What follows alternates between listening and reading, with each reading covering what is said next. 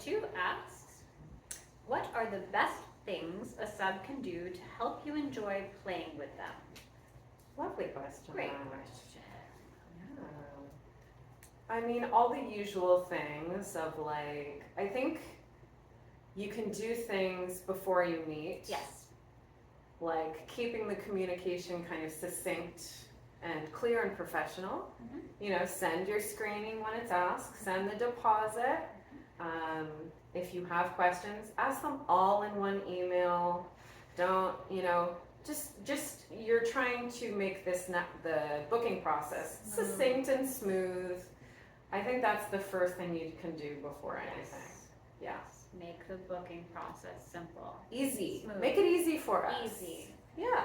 I even put in my kind of initial email response back at the very end, thank you in advance for a smooth booking process. Nice. After that,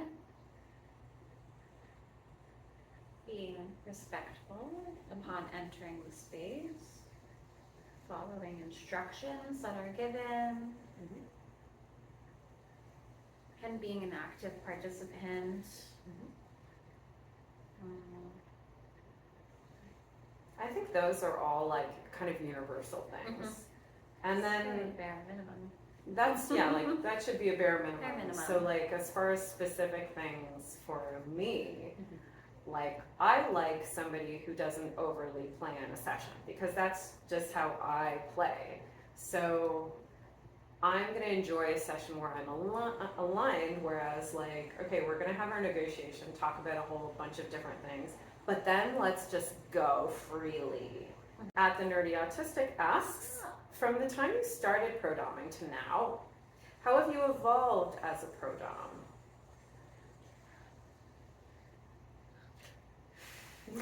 What? I just wanted to give a funny response. Please. We kind of already had this question, We had so, this question. so you can give a funny response for that. Oh, just how? Come on!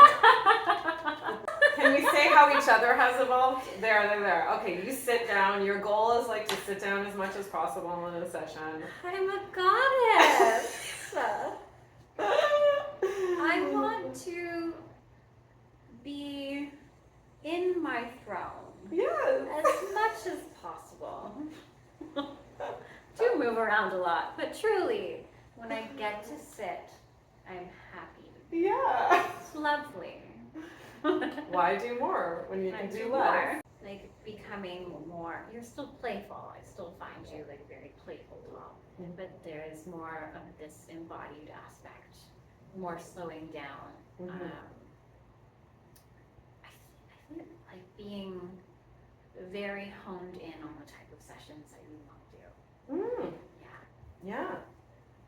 I feel like for the most part, I get to play with like my people. I get to play with people that I do feel aligned with for the most part. And I think that was part of me developing me. And then being in the industry as long as I have been, it's like I get to have that. Now that I know what it is, not only do I know what it is, but I also get to have that at this point. What is your favorite wedgie? We love our wedgie people. Come to us, wedgie folk. Yeah, I want more wedgies. What is your favorite wedgie you have ever, sorry, not ever given, but I'm going to put ever given. What is your favorite wedgie you have given? And what is your dream wedgie to give? May volunteer as tribute for a dream wedgie. I have a very funny moment in a wedgie that you and I were doing, actually. We had set up that we're like, okay, say yellow when you want to come down, okay? Like, this is intense to have you suspended up there in a wedgie, so like, just say yellow and we'll start taking you down. Might take a moment to actually take you down. So like, don't give us a red, but like, give us a yellow so we have some heads up. You say yellow, we take you down. And I believe I think he was like, ooh, it's getting tough. it's getting, it's getting a bit intense. And we're like, okay, what's the magic word? And he was like, not knowing what we meant. And then we're like, right, let's play hangman to find out what the magic word is. So it was 6 letters long, and he had to go through and be like, is there an A? No. Is there, an E? Yes, the second letter. Yes, there Is there an N? No. Is there an L? Yes. 2 L's. 2 L's. So it was blank E-L-L blank blank. And he was staring at it like, oh, I don't know, but this is getting a bit intense, guys. And he was staring. We're like, L, keep guessing. And he eventually guessed the letters of yellow. And we're like, yellow! And then we immediately took him down, but like, so funny. It took so long. He did not even a little bit does not know. remember that we were like, just say yellow Safe and words we'll take you down. No. And he did not equate that as the magic No. word. And that was so funny how he was literally staring at blank E-L-L blank blank. And he was like, I don't know, guys, I give up. And we're like, The even funnier part of all of that was playing hangman while that. That's At Dark Sides of Me asks, what are common problems or challenges with first timers, as in first time seeing a pro? Okay. That is a really good question. A big, really good question. Ooh, yeah, there could be a lot. Mm-hmm. Challenges and problems. Challenges, problems. Common ones. I think, the challenge of being nervous, not that that's a bad thing, but it is a challenge of like being able to step into the fantasy that you are trying to create. And like we were saying before, kind of being that active participant. It could be a bit of a stretch to be in the space even and just be like, whoa, I'm doing this. That could be a challenge. Yeah, So I nervousness. think, yeah, nervousness, challenge. General communicating, how to email a pro dom, how to book a pro dom. It's crazy that that's a common challenge. It's a common challenge. To fill out a form and then send a deposit. It's Yeah. crazy that that's the challenge, but people do find that challenging. Simple, even when there's 2 instructions. Yeah. Because I think the problem, if we're talking about like common problems, the problem is that why they struggle with 2 instructions that a pro dom is giving them, and that's the barrier of entry. They're not maybe in the mindset of seeing us as business owners and entrepreneurs, and this is the system.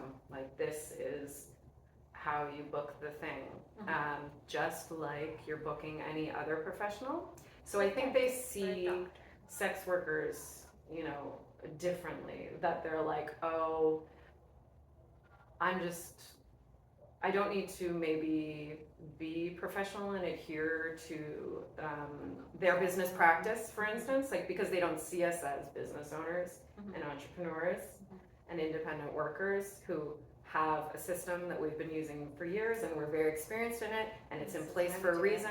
I don't think a lot of people that are new to booking pros see us that way, and that's why they struggle with the 2 simple payment instructions or filling out the form or whatever it is, because they think it's not something they need to be professional for. So they're like, oh, I can book via DM, I can comment crazy shit under pictures, I can half fill out a form, I can offer stuff. Yeah, and I can offer stuff like an Amazon gift card, even though that's not one of their payment options. Like, so I think that's the mindset shift that probably is not there quite yet. Unfortunately, that is a common problem. Yeah. At the Kev 1983 asks, what is your favorite medical play activity? Being a dumb nurse. Being an idiot nurse. Don't really do the med fet. You do in duos. I do a med And fet. a tiny bit solo. Don't you find yourself in there tiny little Sometimes. Sometimes. Sounding. Sounding. Yeah. Sounding. It's a med fet. That's a med It's fet. med fet. Yeah. I mean, if we're going to call sounding a med fet, then needles is a med fet, I It's a guess. med So fet. that's at the top of my list there. Med fet. Yeah. Needles. I do really, really, really just love medical role play. Like if somebody literally just wants to come in here and do like a faux kind of checkup exam, and that's it, without anything really else, I'm like, I just love the role play of a doctor and a patient. I need to really rope you into a duo for a client. Great, please. General role play, general medical role play as well. That's like it's my favorite. Like you don't even need to do anything physically, really. It's just this banter of a doctor and a patient. I'm obsessed. It's like my favorite stuff. In couples sessions, yes, have you ever experienced a couple being not comfortable or being ashamed describing their interests in front of each other? How did or would you manage that? Cool question. Cool question. Great question. Yeah. Absolutely. I think a lot of times with couple sessions, you've got to plan for a lot of talking time. If it's like a play session, you've got to plan way more time than you think, because I think you're going to spend more time there because of these obstacles of like, okay, now I'm mediating these two people's communication with each other. So that's going to take a lot more time, you know, over like somebody coming in and me asking them questions and then answering them, you know, and I'm a stranger and, you know, there's no stakes. If I, you know, number one, I'm very, you know, I've heard everything under the sun. I'm a professional dominatrix. And then number two, we're strangers. So like, there's no stakes here, relationship stakes, really. Whereas the stakes are very high if it's like a husband and wife talking to each other about this stuff. So I think how I manage it is I'm like, great, let's talk. Let's talk for as long as everyone needs. Let's not rush this part, not even a little bit, you know? Yeah. Especially, sorry? It's like doing a mini consult beforehand. Yes. Truly. Yeah, so plan extra time for that and like be prepared to do that work before any play happens. Yeah. Also like just making sure that their expectations are aligned up before coming into the room. Not having, like, making sure that they've discussed everything that they want to happen, not having surprises come up so it's like, yeah, you're managing two new folks, you're managing a dynamic that you're not used to or not being a part of. Yeah, there's a lot to manage. I think what happens often also is one person starts talking and they start talking for the other person. Yes. And I try to engage the person that's not speaking for themselves, and I'm like, how do you feel when you hear that? You know, you tell me, like, rather than you tell me what you think she blah, blah, blah. Let's ask her. She's right here. Yeah. She's right here. So you think one person maybe booked the session and they're motivated to do something. Yeah. So they come in all hot, like looking to do this thing, and this is why we're here. So, you know, her problem is this and blah, blah, blah, blah, blah, and my problem is this. And it's like, okay. Let's now have, you know. How would you say that? How would you say that? Why are you here? And what are your here? challenges? What are your, you know, yeah. Yeah. That can be a bit of a challenge that happens. I mean, very biasly speaking, I love couples sessions. Yes, same. One would say it's very therapeutic. Hey, I'm Ms. Chloe Mars. Asks, what's your favorite thing about me? What's our favorite thing about Ms. Chloe Mars? So much, really. So everything, truly. Yeah. She's the most loving, caring person. Gentle, thoughtful. She's all heart to me. She's all heart. Mhm. Yeah, it's really beautiful. Yes. She's so motivated by her heart. Speaks from the heart. Oh, Just speaks from the heart. yes, I envy it. Like, she's the definition of like a best friend. You know? Like the qualities that embody a best friend. That is Miss Borgward. She's the best She's the best friend. friend.